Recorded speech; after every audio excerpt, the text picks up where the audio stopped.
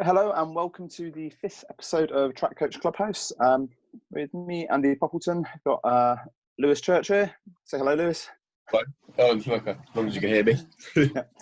We've got Mark Hookway. Hello. And for the first time, we've got a guest with us, Mike Sweeney, who's a coach up in Liverpool. Is joining us today. Hi, Mike. Great to have you with us. Cheers. The plan today, I think we can kind of be quite open with it, but I think, it'd be good to talk with you, Mike, about kind of, your journey sort of starting out as a coach. Because I think it's, you've got a few years under your belt now, and you hit the ground running, really. You kind of and some great results for your athletes. And yeah, it'd be good to talk about that. And I think there's some nice similarities as well with particularly Lewis and I. I mean, I think Lewis was the decathlete turned coach in recent years, and then you and I, we've got some sprinters that have been going head to head a little bit in the last couple of years. So yeah. Should we kick off? And do you want to tell us a little bit about yourself? Where you are now? Yeah. So it was funny actually when I was thinking about my journey, if you like, of coaching. I'd forgotten. I forget quite a lot that I actually coached a group of high jumpers when I was in school. A woman there, Gail, got pregnant and asked me to look after the group before I went to uni. And I really, really enjoyed that. And it was kind of the beginning of me. I didn't do huge amounts of coaching when I was actually competing, but I was always involved. And then it kind of fed into it like that. So like I started athletics when I was 16, and I was just this hyper kid running around Northern Leagues and Young Athletes Leagues, as they were at the time, and just doing anything. And if there was an event to be filled, I filled it. And I eventually said to someone, "Isn't there an event where you do everything?" And they told me about decathlon, and it went from there. And I was never that like the fastest kid in school, or I wasn't mega strong, and I had zero talent, I always say, but it's probably not quite right. And after a couple of years, then I made it in the individual English schools for high jump, having gone to the decathlon English schools. And again, it was nothing special. I jumped 196 when I was 18 to qualify for the schools, and I scored 5.5, I think it was, in my first year at decathlon as a 17-year-old, and I think 5.7 in my second year in school. So I went to uni kind of a bang average athlete, but saw uni as this amazing opportunity, because I remember picking up the timetable and seeing that I had like 2 hours a day and thinking, well, all those other hours I'm going to train. I just decided at that very moment that was my life. I was always keen on like trying to be really good at athletics, but when I got this timetable, I remember thinking, this is amazing. So I was like a bull in a china shop then, and I was doing like plyometrics up the stairs at my halls in university and stuff. And it took till about January for that to bite me in the backside and get a bit of an injury. But I was still very much thinking this is the best thing ever. So kept training, kept doing more, kept like banging doors down for opportunities, because I went to uni and started working with Mike Bull, who Andy knows very well. This was Birmingham University, wasn't it? Yeah, University of Birmingham, yeah. And Andy was just finishing there, I think, when I was starting. You were there for a couple of years, weren't you, when I was there, when I started. So, I was working with Mike Bull, and then Mike was a young coach himself at the time, and he was very open about his own kind of technical limitations. So I worked with some other coaches as well on some of the technical events. But then, being the type of character that I am, I very much believe you don't get if you don't ask. So I would always ask these coaches in Birmingham, as there are so many good coaches in Birmingham, if I could join in and if I could train with them for whatever event. And I started to improve, and I was nothing special, but I did manage to get a GB vest, which is like the proudest moment of my life so far. And an England vest outdoors for the home countries. I didn't reach the dizzy heights that Lewis has reached in terms of points, But you know, I'm still proud of what I did. And when I was at uni, I got 2 really bad injuries back to back, and it was my own fault, because every year me and Mike would sit down and we'd review the year, and after we'd reviewed the year, we'd have a little chat about what was going to happen next year. And every year I said I want to do more. I was deluded on the impression that if I did more, I would just improve faster. And I even so I got onto a sports scholarship in 2011 when I got a GV vest, and I asked the physiologist in the sports scholar department if it was beneficial or at all possible for me to do maybe 2 6-hour stints of sleep instead of a full sleep, so that I could put another session in the middle of the night. That genuinely was a thought process that I had. So that was where my mind went. It was, I'm already doing 3 sessions a day. How can I put 4 in? And it was, swear to God. So that kind of, again, bit me on the backside. I got a stress fracture in the navicular, which, if you don't know, is an injury that you have to take remarkably seriously. The sports doctor told me that my foot could die if it was a through fracture in that bone, which put the fear of God in me. And then when I got back from that, within a month, I ruptured the nerve in my shoulder, couldn't lift a bag of sugar above my head. So that meant I basically had 2 seasons out, which were really hard. And if it weren't for the psychologist at uni, I would have really struggled. But it also gave me an opportunity to kind of learn. So that kind of I look back on, and I think is a pivotal moment in my coaching, because I took the opportunity then to really understand why I'd broken, what I was doing wrong, what I needed to do moving forward, how I could do little bits of smarter work as opposed to just lots more work. That was what I was trying to do before. And in that time as well, my coach, Mike Bull, he actually had epilepsy, and he needed an operation on his brain. So he stopped coaching at that point. So I think that was my second to last year. So I kind of picked up the mantle with our group and coached the decathletes and jumpers there, of which we had a couple. We had a couple of decathletes and heptathletes. So that was kind of the start of a bit of coaching whilst I was training. And then I came back from injury, and I got PBs, which I think I'm quite proud of, really, because most people don't come back from 1 bad injury with some PBs, and I came back from 2 and got quite a few. So I was really quite proud of that, really. And I knew it was my swan song year, because I'd planned kind of where I was going with my life, and I wanted to be a teacher, and I am now a maths teacher. And I wanted to kind of get that going. It was always chase the dream or be a teacher. And after those 2 years of injury, it was never going to happen, chasing the dream anymore. And you could have argued before, and it was never going to happen. But at the time, I was fully invested in that idea. So 2015, then I moved home, the 2015-16 season, moved back to Liverpool. And when I was talking about moving back, there was a young athlete called Alex Boyce in Liverpool at the time, and I'd known him from my English schools I was talking about before. That was his first English schools as a junior boy, and I knew his dad because his dad was coaching him. And I'd always, whenever I'd gone home, I'd always kind of asked how he was, gave him some advice, because his dad was very much just trial and error. He didn't have a background in athletics, so I was trying to advise him, kind of thing. And then when I moved home, we had this chat about like where he was going, what he was doing. And his dad just asked me if I'd coach him.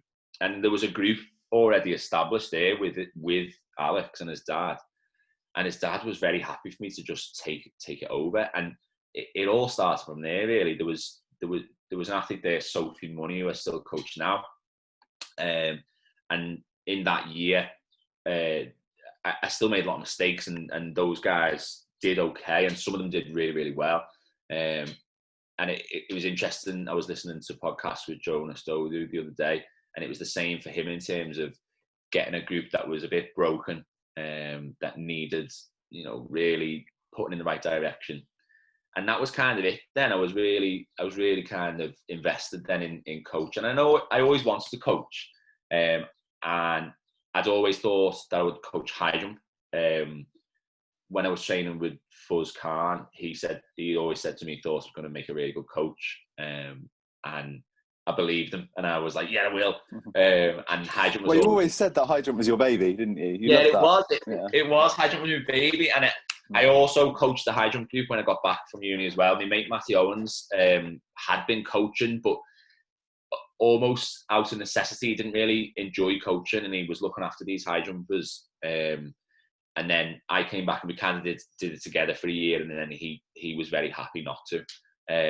So I've coached from 2016 high jumpers and sprinters, and it's been really, really good. It's been like it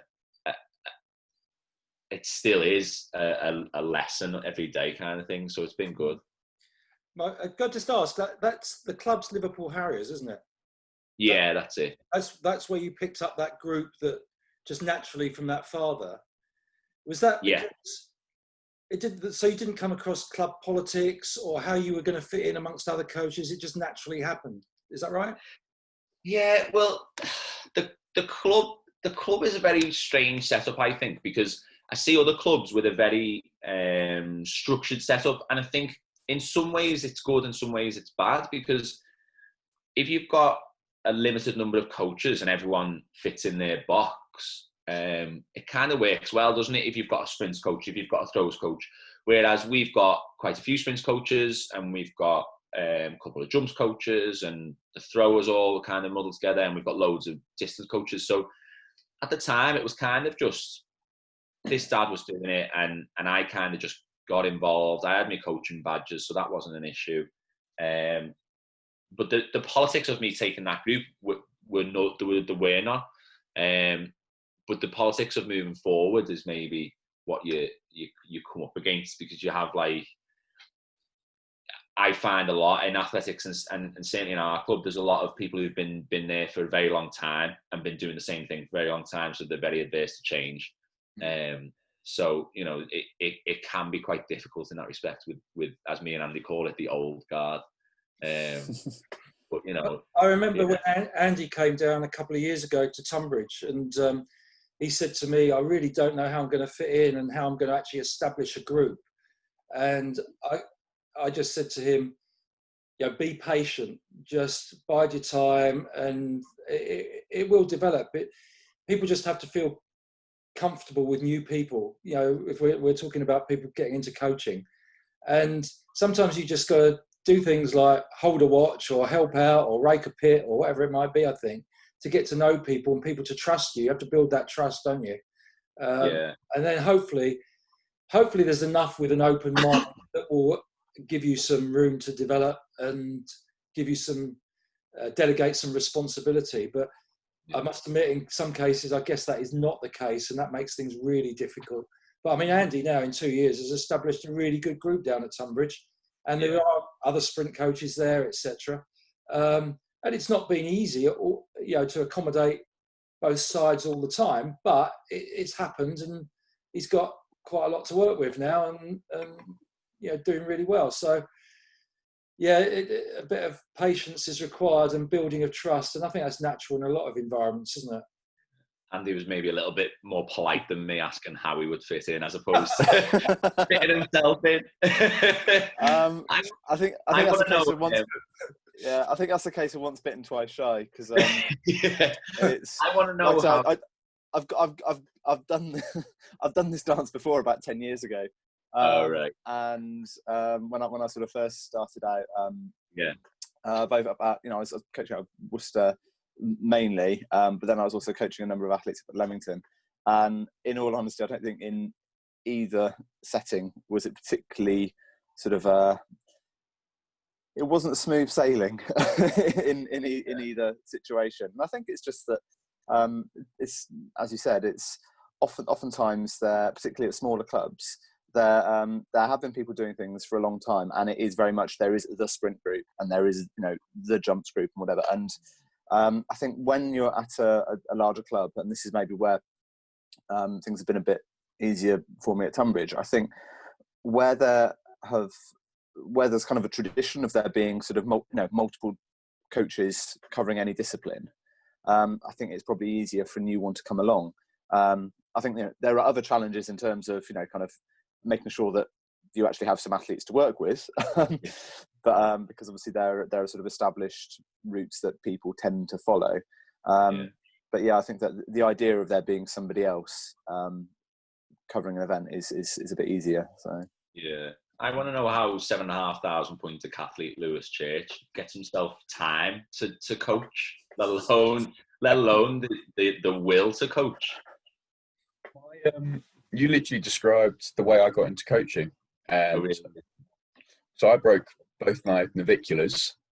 Oh, really? Both? Yeah, so I did the left one in 2016, just a stress fracture, and the right one just fully broke it. Someone walked in front of me at Brunel, and it just snapped. I had that, and literally the exact same route you did. I was coaching people when I was at school. Yeah. Tonbridge School asked me to coach the high jump because I had 3 periods on Thursday, so I used to come down and just coach the other guys. Yeah. And then my coach retired whilst I was injured, so I came back and immediately picked up the group. What was left of it anyway? What's that? This is like freakishly similar, isn't it? Yeah, so I picked up what was left for the people that hadn't gone to uni, and then just ended up kind of getting it at that point. The first 2 years after I finished school, that's when I broke my feet because I was trying too hard. And I thought I've got to be a bit more sensible. And where I was then left with no coach, I then had to obviously plan everything a bit more and be a bit more sensible. And especially when you're planning for other people, you do think about the rest part of it as well. But I've got a very small group. I think you've got quite a few people in different areas for you, haven't you? You've got a few sprinters and multi-eventers. And as we're all seniors, it's quite easy to plan it all. So we all kind of work together. We'll do the same sessions. And my job is only part-time, or what I did have was part-time. So I had a lot of time to plan, a lot of time to train anyway. So it was quite. I never turned up to the track when I started and did a coaching session and didn't do anything myself. I was always in and out of the running.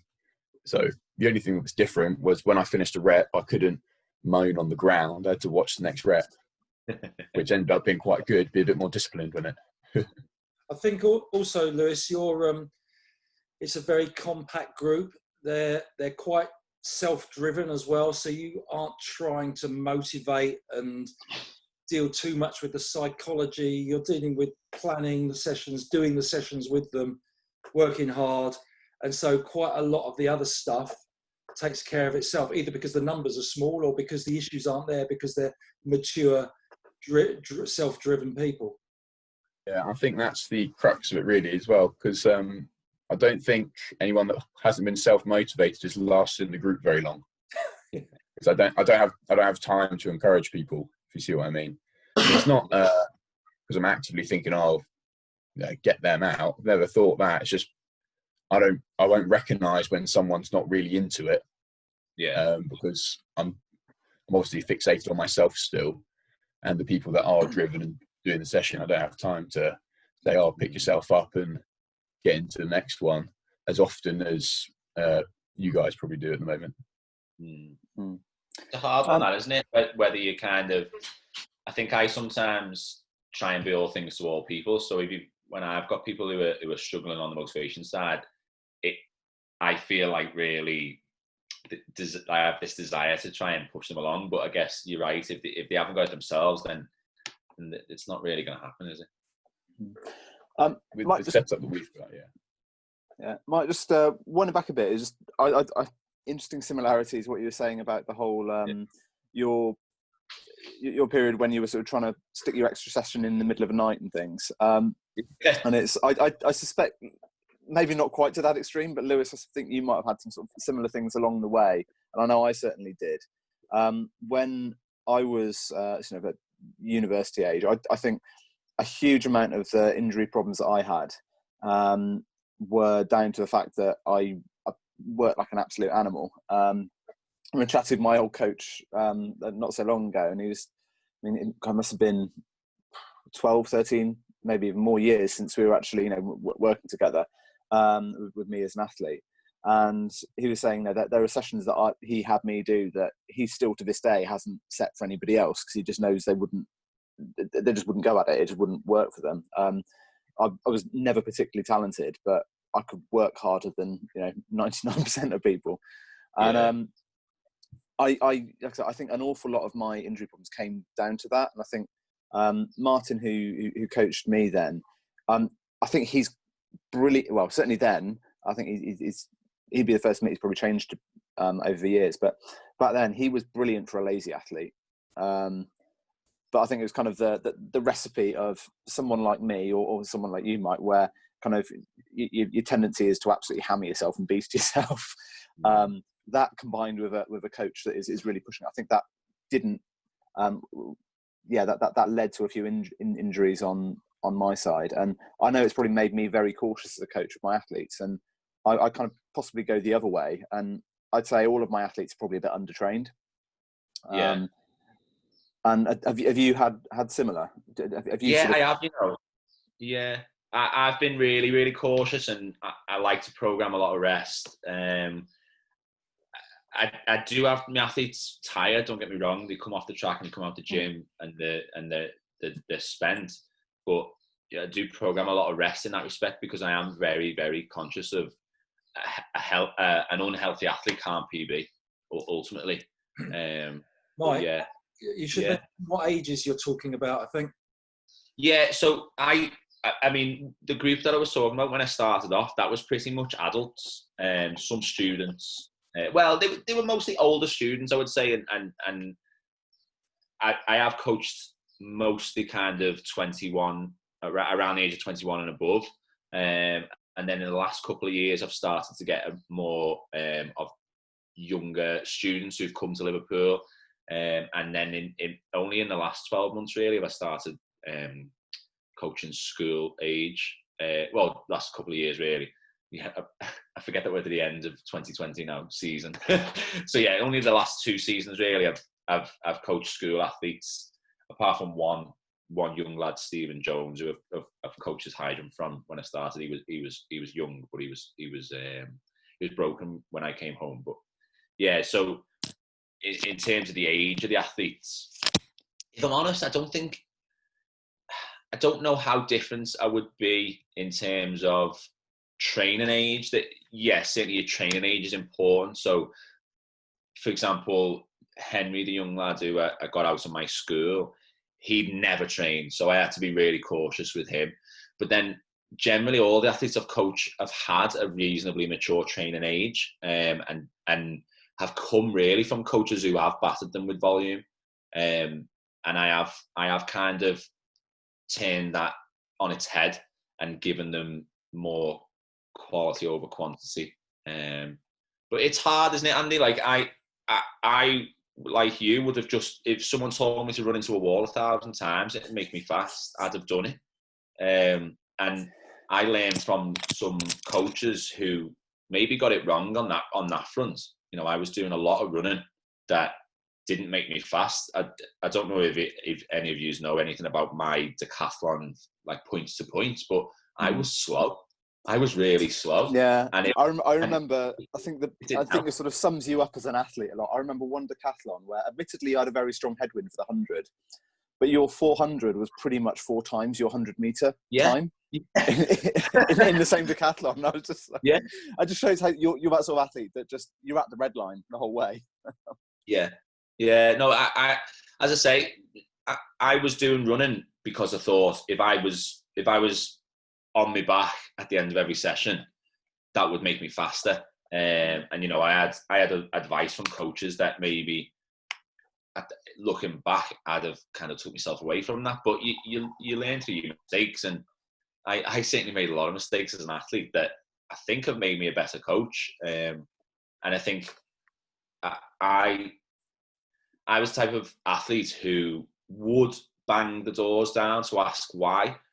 But if the answer was that it would make you better, then I was doing it.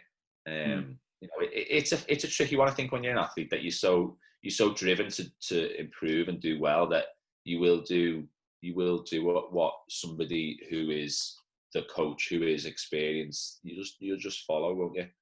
Yeah. So I just saw there's a Facebook thread yesterday, a chat and discussion essentially about the benefits of having a coach, and I think, you know, what we've just sort of talked about kind of really shows that when you are the athlete and you're the one setting the sessions, the tendency is just, you know, do more, and something. It's difficult to have that helicopter view and look at the big picture and say, actually, you probably need to back off. And I think, Lewis, that's probably something it must be quite a challenge for you. And I don't know, perhaps actually having the rest of the group that are doing the same thing as you, maybe that helps you look at that. Yeah, I tend to. You always want to kind of accelerate your improvements, get better, get faster, quicker.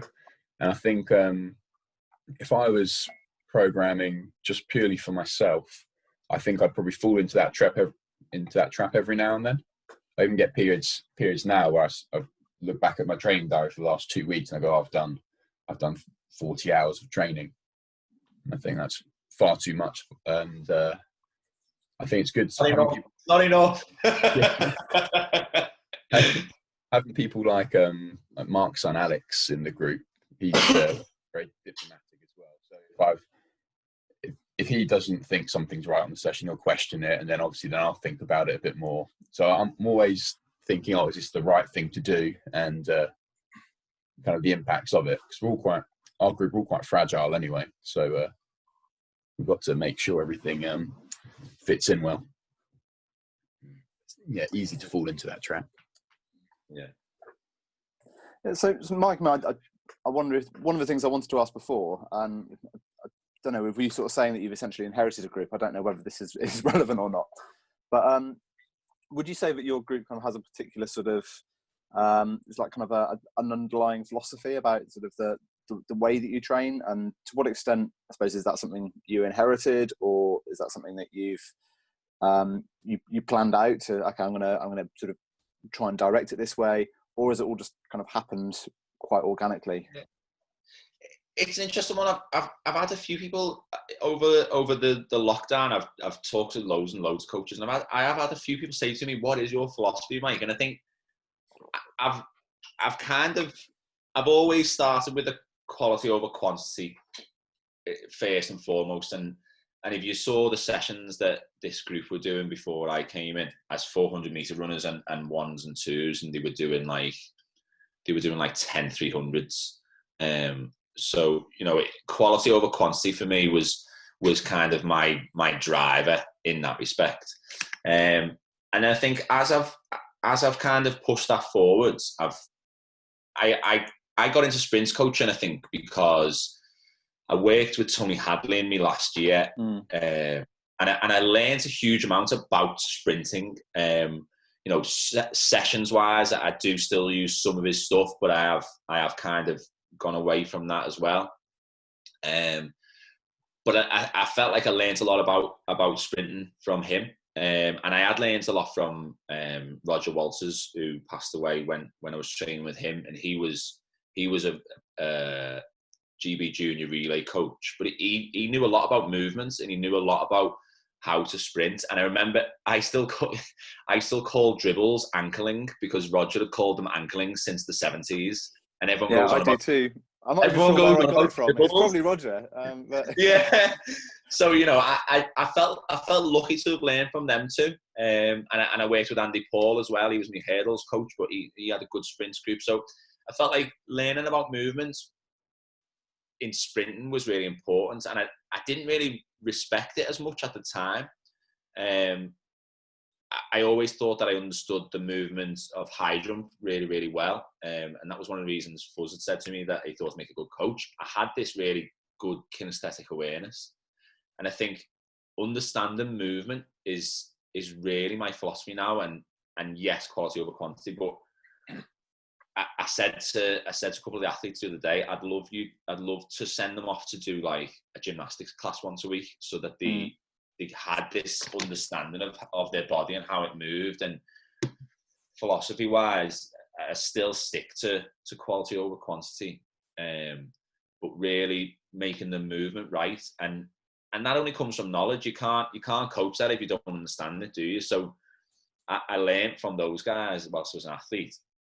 But then since then, my own personal philosophy is to ask questions. And I've been banging the doors down of Steve Fudge and Jonas Dodu, and Steve's been really, really good, really, really helpful, give me a lot of time, and just continuing to develop your own knowledge is absolutely vital. You can't. It's the same as a teacher. You never finish. You've not figured it out. And that as a personal philosophy for me reflects on my coaching of let's just tweak this. Let's just try and understand it a bit better. Let's really figure out what we're doing, how we're doing it, and what the effect is. And I think I feel really, really, really content in how I go about coaching movement and how I go about continuing to try to learn about the specific movements. And I have this, like I said, this kind of kinesthetic thing where in me last year, I was pretty much coaching myself for most events. And the psychologist at the time for the sports scholarship, he came and watched a session, and I was doing some running, I was doing some high jump. I was doing my high jump, and I started talking to myself before I'd landed on the bed, and he couldn't believe it. And he was filming the sessions, and I'd said, I'll put my left foot across my body over there, or whatever it was.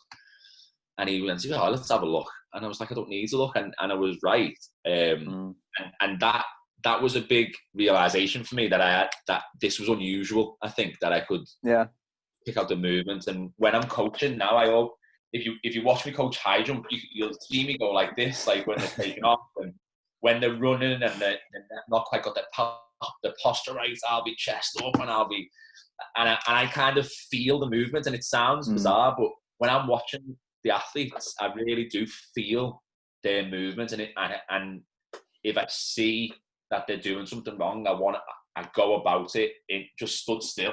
I try and fix it, or so that understanding of movement is absolutely vital. And as I say, that can only come from the knowledge. So going out and banging doors down to really to work with the best people is where I've got that. Yeah, it's interesting you mentioned the two things that jumped out. Talking about Tony Hadley and questions. And obviously, we were talking about questioning him. I remember actually coming down and watching one of his sessions. I think it was in your funny, and you were training with him up at the High Pack. Because he was my mentor on the NCDP back when that was running. And I think I got a huge amount of asking him questions as well. So I think that's for you. I think that was a brilliant foundation. In sort of as you were starting out on the coaching side, to have him there, giving you information. But I always found with him, it was the questions he asked. I've had a few occasions when he'd sort of say, "Oh, how's things going?" And I'd be saying, "Well, I'm really happy with how this side of the group's going, but for some reason it doesn't seem to be quite clicking here." And you just have a stream of questions coming at you, and he just sort of helps you find the answer yourself. Yeah. And it's he was brilliant at that. About, like I say, just sort of directing your thinking. So I don't think he'd ever really just tell you the answer. He'd just kind of help you find it yourself, and he was brilliant at that. Yeah. But it was so. Who are you working with now in terms of? So you mentioned Steve and Jonas in terms of getting support there. I mean, is that sort of formal mentoring type situations, or is that you doing what I initially did with Tony and just being a pest? Certainly with Steve, I've pestered Steve, and he's a really, really, really good guy. So he didn't take much pestering. Jonas kind of pointed me towards his website, which I respect, because I think athletics needs more professionalism. It needs more people who make a living out of it, and it needs more businesses.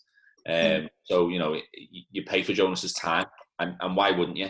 You know what I mean? So yeah, I've worked with Steve Fudge from a sprinting perspective, but on a general perspective, I still get a lot from the people I was working with. So I still get a huge amount from Andy Paul. You know, he's been a massive support to me, not just in terms of athletics coaching, but in terms of how athletics works. You know, he's been around the block with England athletics, UK athletics, and had many roles, and that he's been a really big help to me. And even people like Femi Akinsenya, he's been, you know, he's the kind of guy who, when you see him, he'll really give you his time, and he'll kind of share his experiences in his own way. And you know, people like that. Who's that, Mike? Femi Akinsenya, he was the event group lead for Jumps and Command events, and he now is the head coach at Loughborough. Okay. So yeah, and I think for me, I never kind of thought you know, a couple of years ago, I never thought I'd be speaking to Steve Fudge. But as I say, when I was an athlete, nothing had stand in my way of trying to work with someone. Fuzz was fed up with me, I think, by the time he agreed to coach me, because I've been asking him every 2 weeks. So I worked with him from like 2010 onwards. And, you know, he's been a huge help to me. You know, I went and stayed with him in February because I wanted to continue to learn from him and kind of, you know, really understand. No one understands high jump like Fuzz. You know, he's got his limitations like everyone has, like we all have. But he really made me understand high jump. And again, the movements. And I think one of the reasons he knew I'd be a good coach is because I could describe that feeling that he wanted me to have. And he said to me, one of the most important things about coaching and learning from him was that he has to say the same thing 1,000 different ways sometimes before somebody understands it, which really resonates with me all the time. I want an athlete to do something that I don't necessarily think is the most difficult thing to get your head around, but for them it might be. So, you know, all of those guys that I've kind of really not given a choice other than to mentor me in that respect, you know, they're really helpful, and I really kind of value, you know, those relationships that I've made with them. Yeah, no, I interesting. A few years back now, it's been like 4 or 5 years perhaps, I went and spent a day with Fuzz as well, actually, which I think it is as you say. I think if you don't ask, you don't get. And I think there are so many. There are a lot of coaches in the sport that we kind of want to put on pedestal because they're working with you know, they're working with the internationals, working with professional athletes, and I mean, that's not to say they don't deserve to be on a pedestal in terms of like the quality of what they're doing, but I think in doing that sometimes we kind of makes them more distant than they actually are, and they're actually very open to sharing and things. And you know, I wasn't even coaching. I don't coach high jump. I mean, I can coach someone through a competition in a multi-event, which I've had to before, but I would never hold myself out as a high jump coach. But he was more than happy for me just to come along, because I think you can learn a lot from just watching somebody coaching at a very high level, even if it's not necessarily your event. Yeah. And I think it's interesting with Fuzz and his sort of background in drama and acting, is what I took from him was the he would essentially, I suppose, play different roles in terms of how he delivered his coaching. Some of it goes to what you were saying about you know, giving the same message different ways. Yeah. Now that might be giving a different cue, or it might be actually kind of adopting a bit of a different persona. Yeah. And I think it was really interesting within the session. He was several different people to different athletes depending on what they needed, and yeah, it was fascinating. And yeah, but you know, then I remember, you know, after the actual session and things, you know, we went off and got some lunch, and yeah, he was very generous in his time. I don't know. I worry that, you know, maybe you're saying this, people are going to be bombarded with requests and never going to be able to have any of their life back. Maybe we're not doing them any favours. But no, there are a lot of people out there that are very generous with their time. Yeah. So Mark, I think people are a lot more accessible now with, you know, social media and things than perhaps they were when you were sort of starting out. Sort of, you know, it's quite a long time since you were working you know, with the younger age groups, and when you were just beginning things at Tonbridge. What was it like then? And I mean, I know you do do quite a bit in terms of sort of networks of coaches now, but how's that sort of changed over time?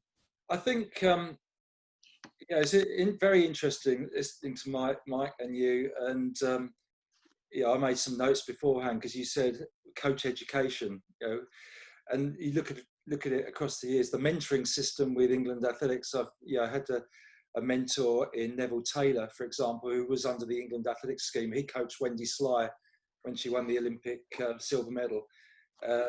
Neville's in his 80s now. He's very much a friend, and even when he came out of the England Athletics formal structure, and he's trying to do some work with the BMC in a similar way, he's just somebody you can turn to and just talk to anybody about anything outside of the club. And I think it's important to have that. And I think, whereas you're talking about movements and technicalities and things, which I'm probably wrong in saying this because it does apply to distance running and middle distance running, but probably to a lesser degree, as is about motivation, psychology, and all this sort of thing. And at different ages, and the movement from school to university and university into work, these are big changes and disruptions in the life of a distance runner. And so all these things come into play. And I find that talking to people who have been through it is a big plus. And I've done a lot of that recently. Whereas back when I started with the young athletes, there would be schemes like, can't remember what they were called now. They were like Kelly Holmes had a program. Oh, On Camp with Kelly. Yeah. And I went to those, and really good, but it was all about, drills and cross training and aspects like that, or with the girls, it was nutrition, particularly, and the effects of bad nutrition, even though it applies to boys. And it was very much little pockets of information. Whereas with mentoring, that, which I think you were talking about Tony Hadley, asking lots and lots of questions so you get to the right answer, I think is so important. And you can't do that in the framework of a workshop or something like that quite so easily. And so I think there was a lot more formal stuff back in the day than there is now, because the connections are so much better. And I find it so, most of my learning now, I mean, I used to read far more books than I do now, because there's podcasts and there's video casts and there's little documentaries on Flow Track or whatever it might be, or interviews with top athletes.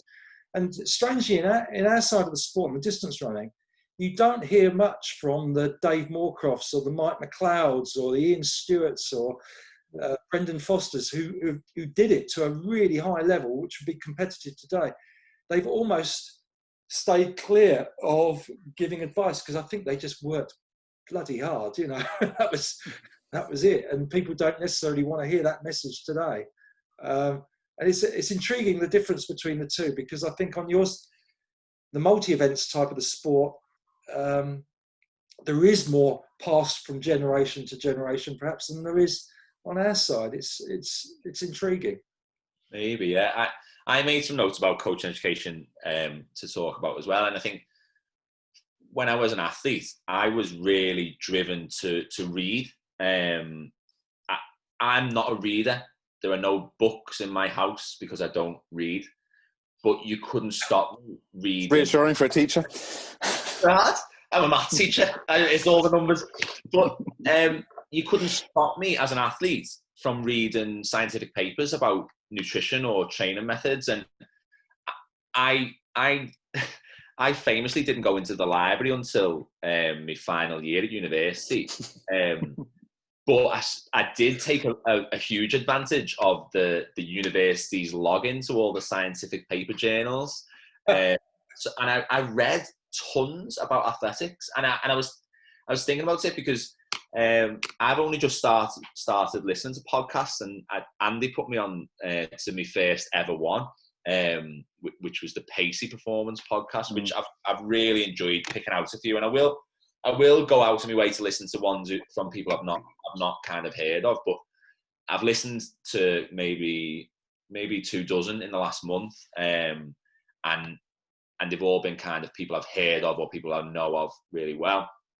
But it was interesting because I thought to myself, I went from reading huge amounts to talking to loads and loads of people, which is, you know, both really important in my view. To now kind of doing a bit of both. You know, I don't read as much as I used to in terms of scientific papers, because it's all in 240 characters on a tweet now, isn't it? So you kind of, you have to be really careful as well.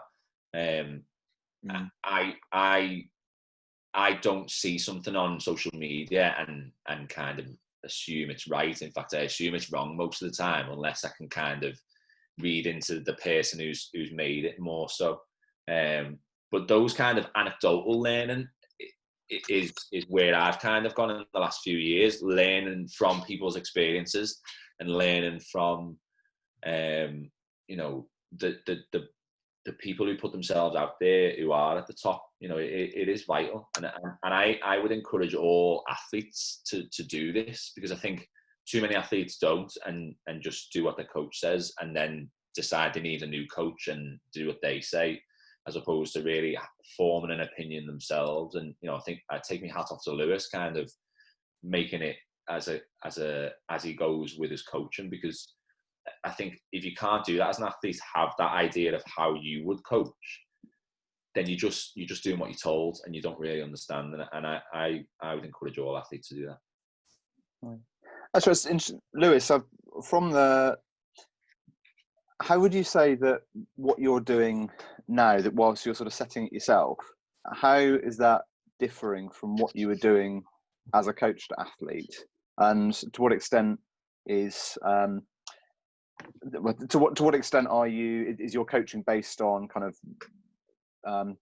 redoing what was done to you, and to what extent have you gone sort of elsewhere to and where are you going to find other information?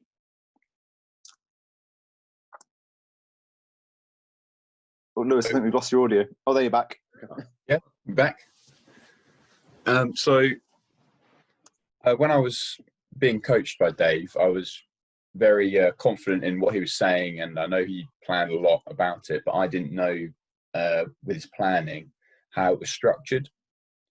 So we'd go through the year, and it'd generally be something like high volume, and it just kind of went down throughout the year, and the intensity kind of went up. And I still stick with that, but I didn't. When I first started coaching and setting my own plans, I suddenly thought, I have no idea how to set up this year. I had no idea how to like periodize it or anything.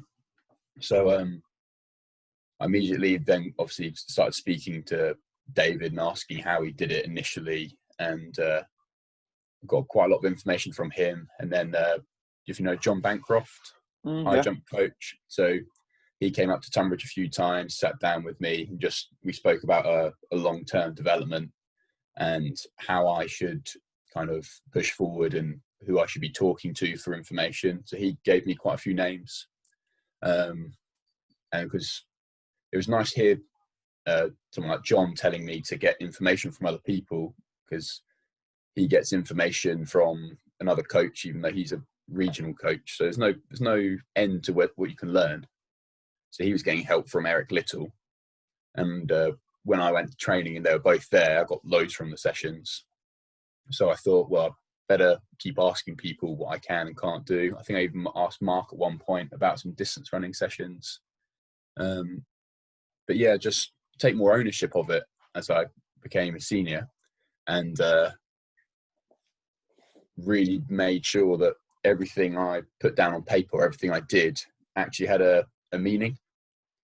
So the first year, I probably, sounds a bit like what you said, Mike, when you're doing loads of sessions that didn't have a role. So we had, for my first year as a coach, when I was a senior, I had loads of sessions which didn't relate to 400 or 100 or 1500, because I kind of stuck at 600 meter reps. Yeah. So I went through the whole year doing those sessions and not getting better at the other events, but I was really good at running a 600 meters. I had no speed and no endurance. I could just have lactic for a very long time. So, I was really good at running 9 200s, specifically 9 of them. Yes, it just got to the point and started thinking, well, really good at this arbitrary distance, basically. So just kind of streamlined all the sessions from then. But the main difference I've had, and I'm still changing as a coach as it goes on, I'm finding, like you said, volume is much less important than I initially thought it was. As long as you've put the hard work in initially, you've got quite a big work capacity anyway. But yeah, I'm kind of going into much more quality stuff and making sure every session's worthwhile and you actually get a response from it. How do you think you would do you think learning what you've learned makes you think about your own training from days gone by, and kind of, you mentioned before about like getting more from the work and accelerating your progress? Do you look back and think we could have done things differently and maybe got to where you've got to sooner? Yeah, so when I used to go to do a gym session for 2.5 hours, but then I'd go to the track for 4 hours, and I think, well, the track sessions for me are all basically the same. So obviously there's only so much you can do at the track for like technical work, but I'm not trying to absolutely do everything in one day anymore. Everything's set out for like a 2-week plan. But in the gym especially, that's where I was very naive. So I went through 2 years of basically doing the same session. There's not. This is when I first started, when I was in the gym, so for about 16. I was doing 2 sets of 20 on about 12 exercises. Oh my word! With minute on, minute off, and obviously I've got very, very conditioned, but I didn't put on a single kilo of strength, so all my lifts were still the same. Yeah. It's the stage of your life when you've probably got the most testosterone running through your body that you're ever going to have. It's that kind of thing. When I was about 17, 18, I suddenly thought, well, I need to do something different. So I made myself a plan, and then basically did it like the track, periodized it, and just kind of worked it towards 1 rep maxes or whatever I was trying to achieve. Set some targets, and even then I changed it 2 years ago, again when I was 21, to something else that works. So constantly kind of looking for improvements on it. I think I've nailed it now. Oh, famous last words. I'll send you over the sessions and you can have a look at it, Mike. But for now, it's working, I think. You know what? I think most coaches struggle with the gym. I certainly think that coaches I worked with didn't really get it, and I was really fortunate to get the sports scholarship at a time where there was a guy there, Darren Fowler, who he loved the idea. He'd never worked with athletics before specifically. He'd done a lot of team sports stuff, but he loved the idea that athletics, you could really have as direct an influence from the weight room to the track more than any sport. So I learned through him, because he just read and read and read, and he'd email me saying he's found this and he's going to try this. And we just, for a number of years, we kind of learned together. Although he did all the reading. And I think that's one of my biggest strengths, stand out to other coaches, that I feel like a lot of coaches, it's just go in the gym and do 3 sets of 8 on this, that and the other. And as you say, maybe the same session all year round, or the same session for a block of months, and then the same session again for a block of months, as opposed to kind of, I have like a week to week periodization of a block, and I think even just exercise selection, like, it doesn't have to be mega fancy, but there's a lot that I found from working with coaches that they didn't understand. They didn't really, maybe it's that they didn't appreciate it as much, and there are coaches that will tell you that weights are not important, and I would disagree. But I do think it's one of the biggest limitations, certainly in sprints and jumps, where it can have a really massive influence. It's a huge limitation of coaches, I think.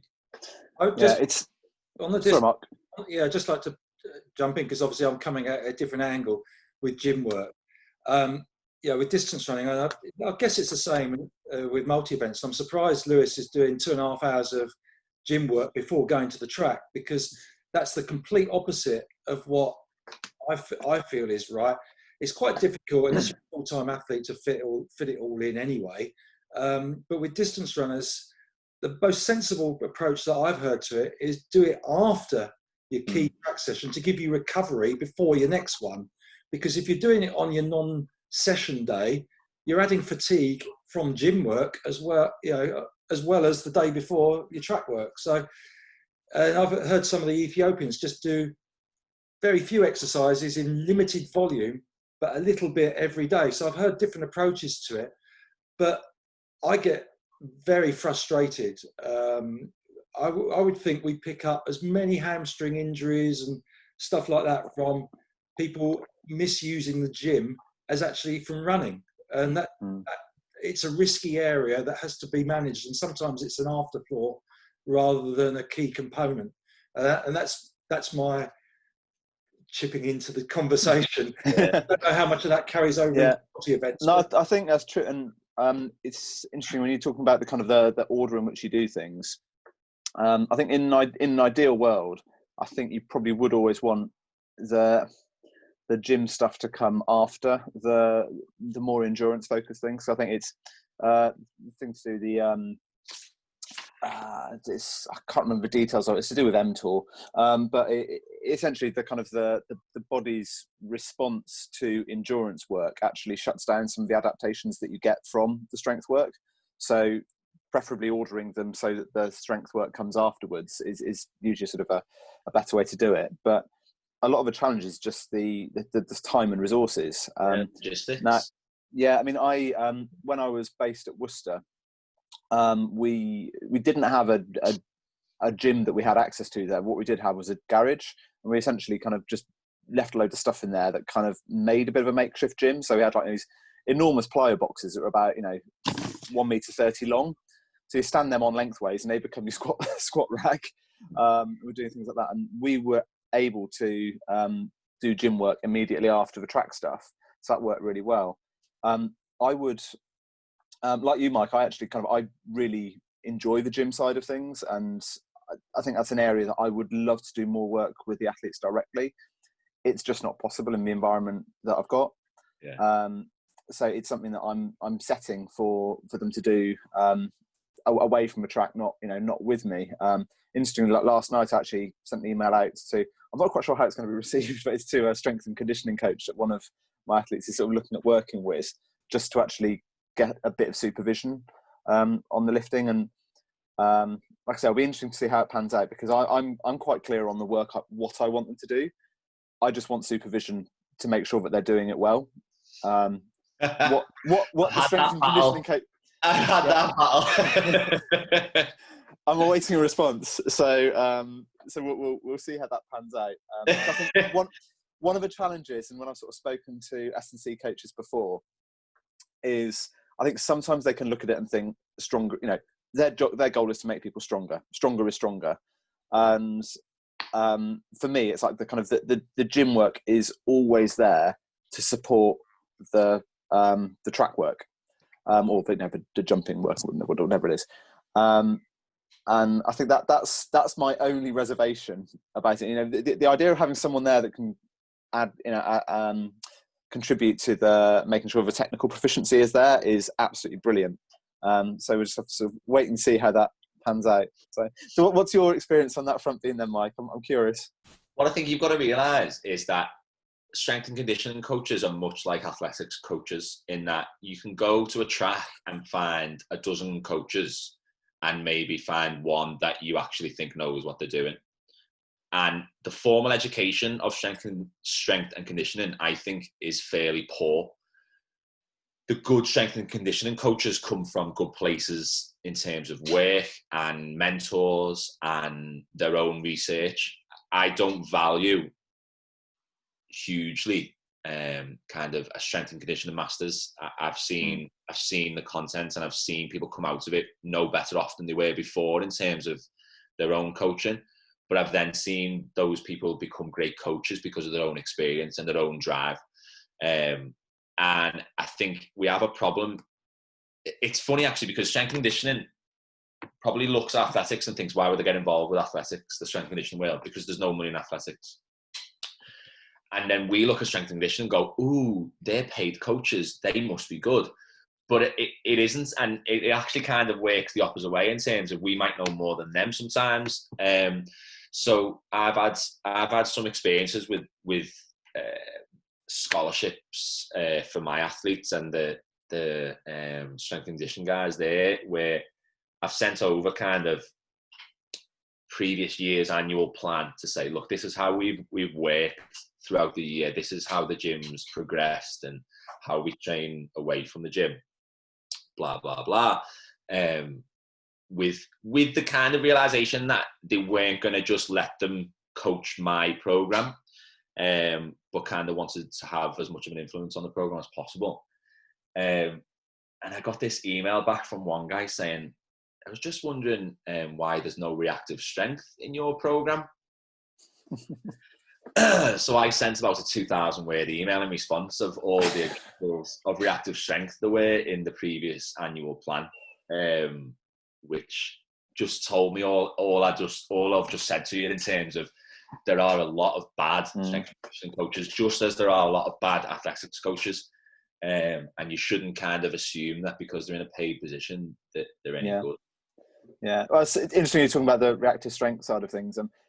They don't necessarily things that they would normally coach in a gym environment.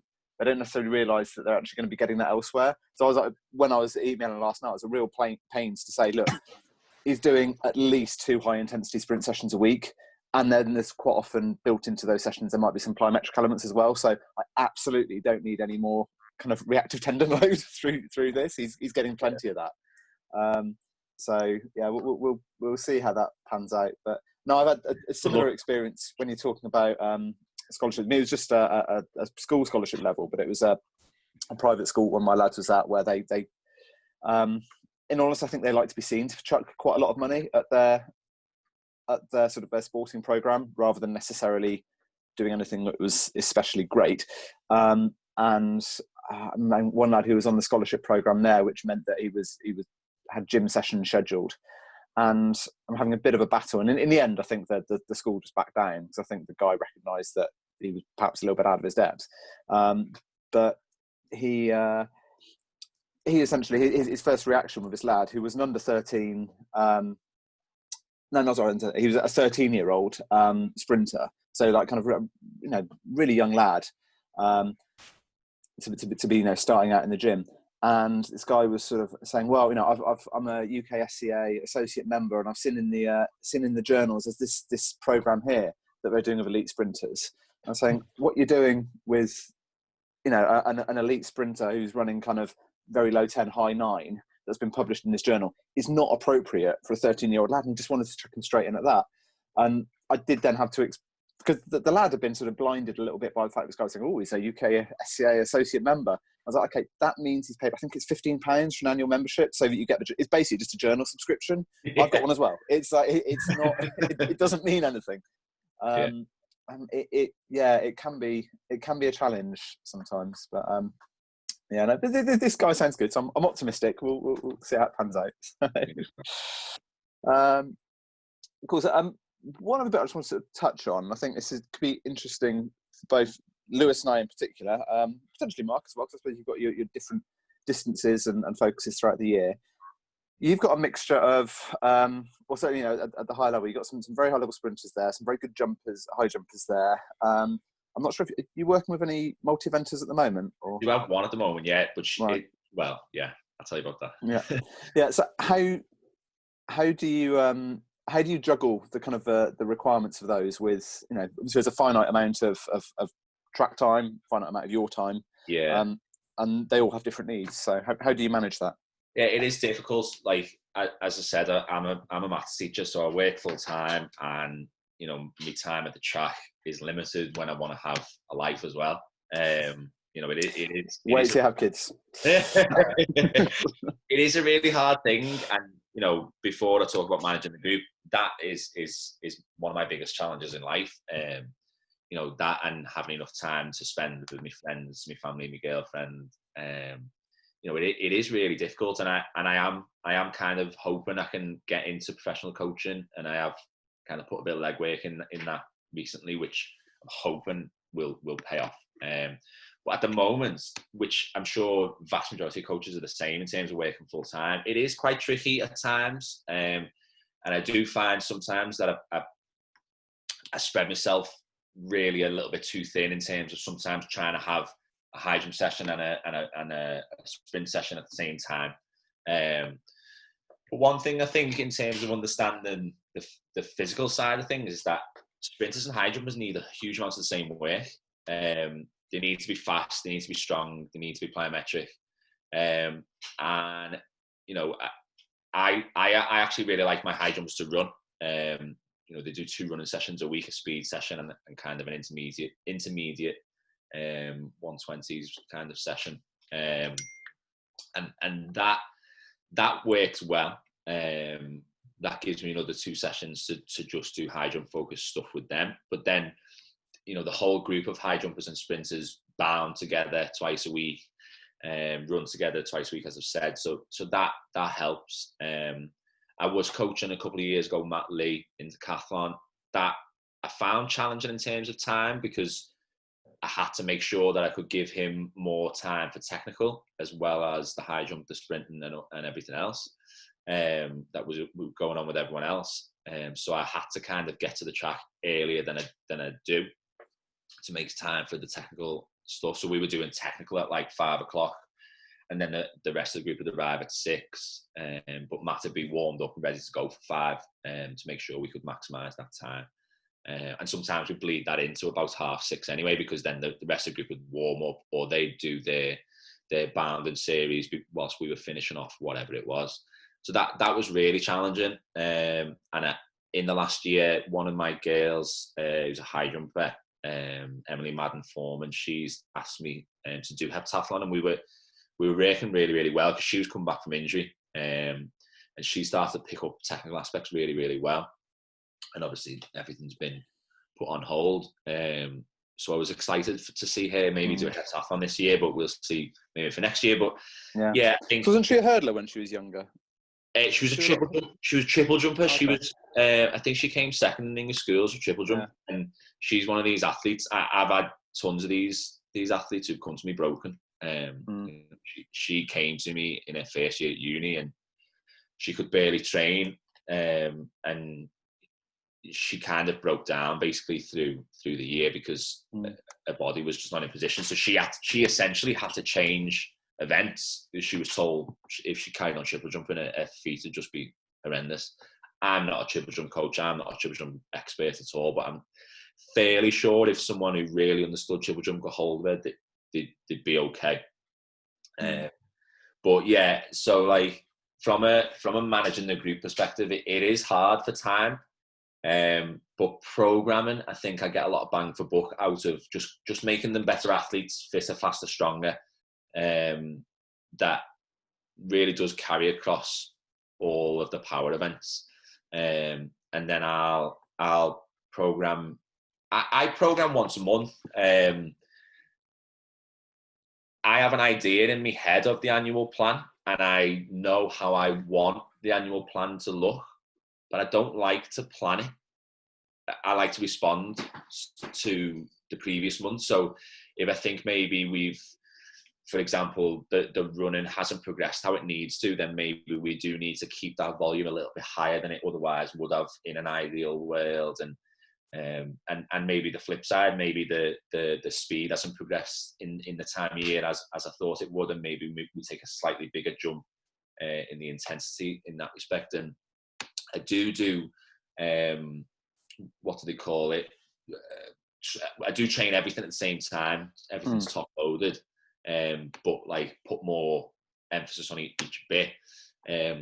So I really like doing it from a how is the group doing perspective, me programming, and that leads into me gym programming as well. And again, me high jump and sprints gym are roughly the same, just very subtle differences.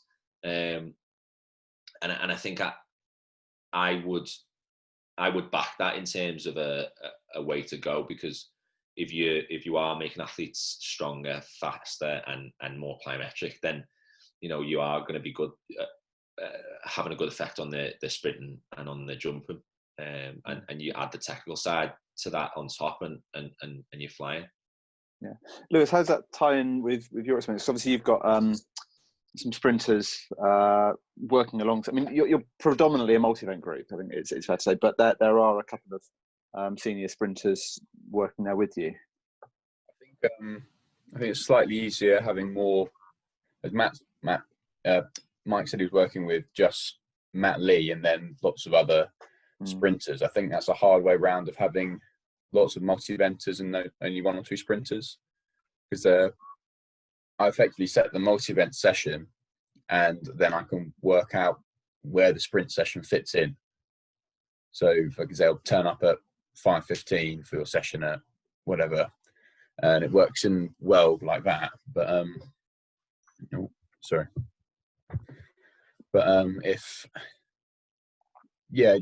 just works out well for me, because we're all seniors, everyone warms up by themselves. I don't need to supervise people on warm-ups, and they fit into their running session as and when we're doing our running effectively. So I make sure, it's not always right, but I make sure the timings are rough. So we'll probably start our running session at 6 o'clock, so just warm up for them. And the sprinters we've got Jess, and we've got Richard, and one or two others, but they don't need to do as much anyway, because they do a lot of gym work outside, and they're kind of very independent in their own training. But I don't have a massive ownership of the what everyone does, and I don't try to either. And they're kind of making sessions and then providing them effectively, timing the reps, and that's all for now. I think I'll get a bit more into it when a bit further on down the line, I'm not doing as much competing. I'd like to jump in there and ask maybe Andy and Mark what you think, because I've found definitely over lockdown where I haven't had a multi-eventer to coach whilst everyone else is warming up, the value of watching the warm-up, certainly from a sprint perspective and drills in a distance running perspective, how I've realised that how important that is. I haven't had the time to do it in the past, coaching Matt Lee, coaching Emily in heptathlon, but in an ideal world, I would say watching every drill is absolutely vital. What do you think about that, Mark? Do you want? Yeah, I mean, it's radically changed. This is going to sound horrendous to you, but on a club night, I'd have 30 or 40, all over 18 distance runners, and we'd break them down into 4 groups. They'd all go off, warm up together, they do some drills, and I'm encouraging them to get ready for the session. And you've got a time limit you're working with, because some have travelled half an hour to get there, and you've got all this going on in your mind. They've got to get home for dinner or whatever it might be, and it's rushed. Whereas now, last few weeks I've been working with groups of 5, and all the way through from when they get back from their initial jog warm up, back to doing some drills and strides and getting ready. And actually, rather than having half marathoners, cross country runners, 800 meter runners, all in together, they wouldn't all do the same training, but the mentality is different now, because typically the ones I've left with, some have got on with their own training quite happily away from everybody. But the ones I've got now are motivated, and I'm trying to keep them motivated. I think there could be some competition around the corner on the track, and they tend to be 800, 1500 and 5K runners who are pretty focused. So the sessions have got progressively a little bit more focused, and so the warm-up's got more focused. I'm going to make them sure they're ready for the first couple of reps to make the most of the session and stuff like that. And it's been a lot easier with small groups to do that. And also to observe their mentality, both for the session, their athletics in general, question them, trying to keep the positivity up. And you don't realise until you hear, perhaps it gets lost in a big group, the negatives. Oh, I feel a bit tired today. Oh, it's a bit windy.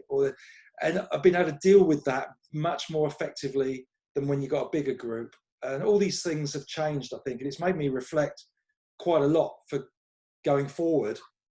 What's the best way? Because I know where my interests lie, and it's on tends to be on those that are aiming for track and championships and competing, not for trying to break 2 hours for a half marathon or whatever it might be.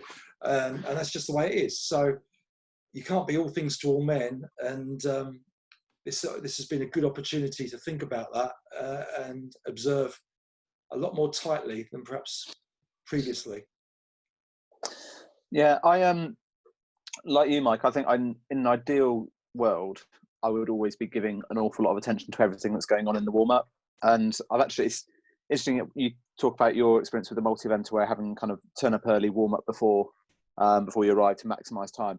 About 8 years or so ago, and I don't think your paths would have crossed. As a lad, Ben Clark, I know Lewis has competed against, but I think it was probably a little bit before your time. But back when I coached him, and he was sort of an age group multi-eventer. When he went to decathlon, he went to a specialist multis group. But I was having him do that, and I was really missing having that input into his warm-up. Now, over the years, I'd say my group has got to a stage now where if everybody is there, it's challenging to give everybody's warm-up the attention I would like. I think there's kind of been a trade-off in that the group atmosphere and environment is really, really good. And we've got a really nice sort of environment for them to train in. And I think, to be honest, that's sort of worth the trade-off in terms of the amount of attention I'm able to give them. But I am quite conscious that I have had to sort of back off on that a little bit. But I am always sort of watching as much as I can. And it's when I do chip in and spot bits and call them out on it, I think quite often it sort of surprises them because they don't necessarily realise that I'm watching. And they're like, kind of, how do you see that? I've had a few comments like that along the way. I'd say the other thing that I've got a bit more relaxed over time, particularly with the older ones. I start to, in the past, I was a bit more, I don't want to use the word dictatorial, but I was like, this is the warm-up and you're doing the warm-up because this is what, everything I put in there for a reason. And I've kind of, with the warm, I do change it every, I at least try and change it once a year just to get different movement skills built into it. Because I tend to address those through the warm-up. And in my head, there are those bits of the warm-up that are absolutely essential. And there's those bits which I'm happy to substitute with other things. And if I'm watching them, I know there's a few of them that prefer particular things and they kind of do their own sort of slight twist on the warm-up. And the older ones that I kind of trust them to an extent to know that, okay, if they feel like they need that to feel ready to go, if they want to do that, that's fine. I'm not going to sort of crack the whip and say, you have to do the warm-up I've specifically prescribed. If they start missing out key stuff that I think is really important, then I'll call them out on that. But I think it's a case of watching it as closely as I can without necessarily making them feel like I'm watching it.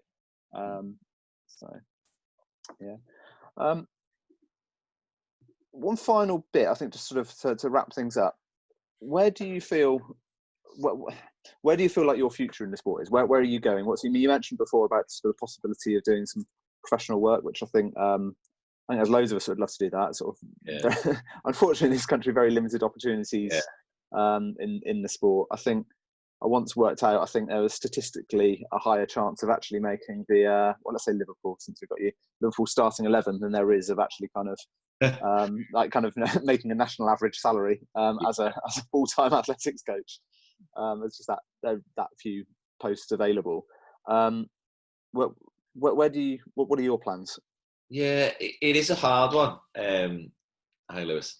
It is a hard one because, as you say, generally or historically, there've been not a lot of paid positions. I think they are on the up. But what is on the up is people set themselves up in their own right. So I had a great conversation with Joe Frost, who has started his own club, which I think he's insane to do so. But essentially it facilitates his group. And, he's done really well out of that with his athletes. You've got guys at the very, very top who've set themselves up in terms of their own business and their own kind of income. And I think it would be great if you could kind of do a bit of both. I kind of always used to look at it in terms of you have to coach right to the top before you're going to get one of those positions. And I think England athletics and UK athletics, British athletics have realised that needs to kind of change, and there are becoming more things available, and they're opening these hubs, which, you know, will increase the amount of things available. So, you know, those are kind of the things that I think I want to try and do in the short term. But, you know, longer term, it's the same as when as an athlete. I want to make it. You know, I want to make it to the Olympic Games, and, you know, why not? Why not dream that big in terms of your athletes? And if that's what you want to do with your coaching, then really go for it. And I do really want to kind of pass on that knowledge, but also continue to develop. Like I said before, coaching and teaching are the same. You never finished. You've never got it all figured out. So yeah, in terms of the long term, like, I just want to keep doing what I'm doing in terms of progressing myself, progressing the athletes, and, you know, who knows, one day somebody runs really fast, somebody jumps really high, somebody scores a lot of points, and you go to a major champs, and it doesn't necessarily change your life, I don't think, as a coach straight away. I think it can do. I think you can use it to your advantage, but it's not kind of a you've made an athlete to an Olympic standard. Okay, we'll start paying you now. I don't think it even works like that. But, you know, I think if you see that path and you take opportunities as they come, when you are at that level, it's then more likely, I think, that you will have a paid position. And it is hard, and it can be a bit of a pipe dream. But as I say, I think that things are changing a little bit in this country, and we're never going to be like the Americans in terms of a high school track coach who's on a really good wage. But, you know, I think there's opportunities there, and as I say, people do it on their own. There's more positions, and ultimately, Femi said this to me. Femi Akasema said, just if you keep producing athletes, then, you know, it'll happen. It'll happen for you. So first and foremost, you just got to keep progressing your athletes. All right, good stuff. Well, best of luck with all of that, and yeah, thanks very much for joining us today. It's been really good getting to hear your story, and just, you know, sharing some of the challenges. And, you know, what I always find interesting with these is isn't so much the differences across all the events and things and experiences, but the similarities, and I think kind of all in a similar boat. So yeah, no, like I say, thank you very much for joining us. Really good. It's been good to have you. For those listening, if you want to follow us on most of the social media platforms, to get the updates on new episodes, we're on Facebook, just search Track Coach Clubhouse. Similarly, Instagram. You can email us at trackcoachclubhouse@outlook.com. And yeah, please share to friends if you would like. And we are on all the sort of normal podcast player things. So on Spotify, on Apple Podcasts. Lovely. Right. Okay. Take care, folks. See you next time.